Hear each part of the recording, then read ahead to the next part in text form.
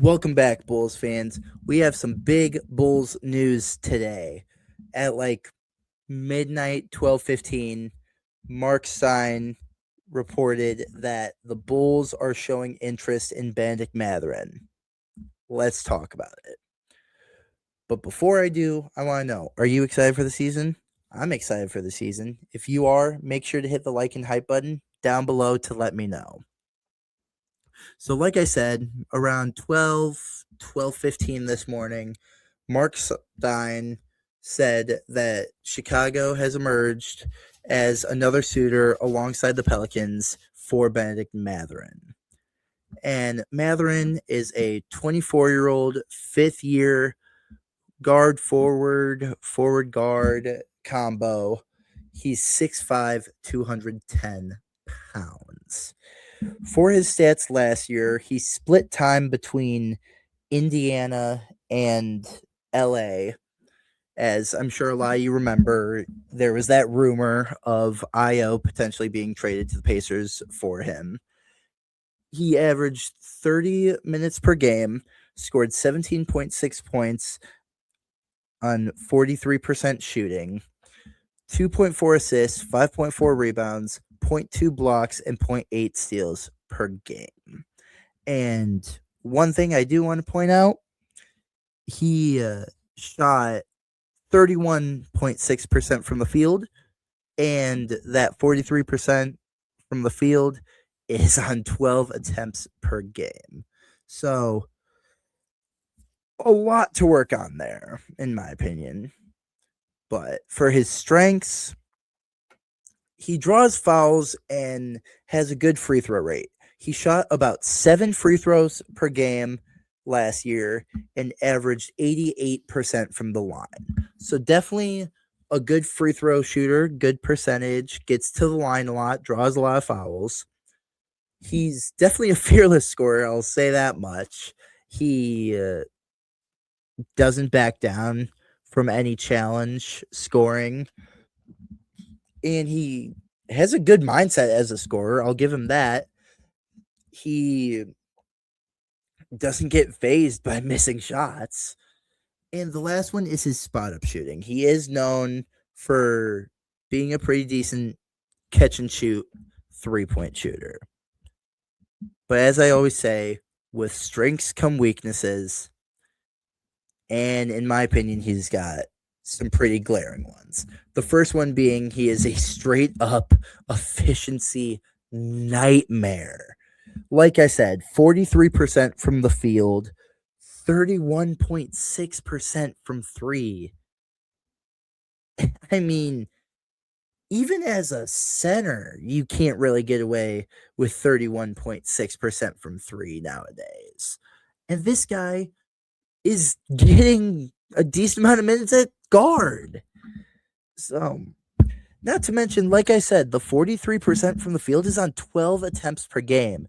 And that kind of leads into the in context part of that shot chucker weakness is 12 shots a game isn't a crazy amount of shots, but when you're shooting as poorly as he is, I would say that 12 shots a game is chucking. Like, going back to the 3-point alongside the shot chucking, I'll give it to him. He only shot 4 a game, but when you're shooting 31.5%, that's crazy. And like I said, he split time between the Clippers and the Pacers. On the Clippers, he shot 20.7% on 3.2 attempts per game. It's just crazy to be that inefficient from three in today's NBA. Like I said, centers can't even get away with that poor of 3-point efficiency. And they only shoot like 1 to 2 most times. Like a center could shoot 20.7% from three on 1 attempt, and people will still say, wow, that's bad. And he's doing it on 3 attempts as a part-time guard, as a wing. But Another one is his assist to turnover, 2.3 assists to 2.3 turnovers. I mean, you can't have a 0 assist to turnover. You got to be getting more assists than turnovers, even if it's just by a few tenths. You got to be getting more assists than turnovers. You got to be making plays more than you're turning the ball over. His PER is below average. It's not crazy below average. He had a 14.5 PER last season. An average PER in the NBA is a 15, but I mean, 0.5 is definitely a decent amount when we're talking PER, but it's also not ridiculously under average. And the last one is he's bad off the ball. It's known that he has some off the ball issues. He really likes having the ball, creating for himself, being on the ball, and that's just going to be a problem in this offense. And all of that leads me to what I can imagine you guys have already come to the conclusion on for my thoughts. I'm good. I don't want him. If he's going to be that inefficient, taking that many shots a game, we don't need him here. We don't need him to take shots away from any of our young core.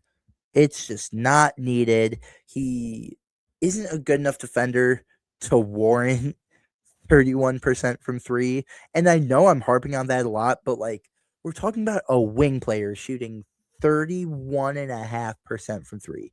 That's ridiculous, guys. And I mean, just no. Like, there are things to like about his game. And overall, I like Bennedict Mathurin, but I just don't want his inefficiencies and his on-ball style to get in the way of the development of the young guys we have. Because I know he won't be a starter, but him taking those shots inefficiently is going to take shots away from guys like Lenny. It's going to take shots away from guys like Noah. And Lenny and Noah need those shots, especially Noah. Noah needs those shots. But those two need those shots coming off the bench. And I don't want him taking all those shots and missing. If he was shooting like 52% from the field and like 37% from three, I wouldn't mind having him on the team. But if you're shooting 43 and 31 splits,